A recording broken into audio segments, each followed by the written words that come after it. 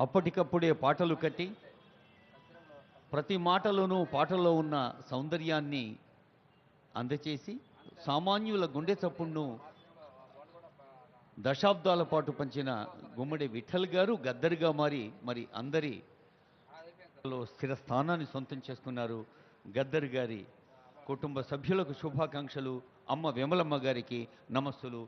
Honourable CM గారి చేతుల మీదుగా అందచేసిన ఆత్మీయ సన్మానం. రచనలు మనకెప్పుడూ గుర్తుంటాయి స్ఫూర్తిదాయకంగా. శ్రీమతి గూడా హేమనల్లి గారికి శుభాకాంక్షలు, నమస్సులు.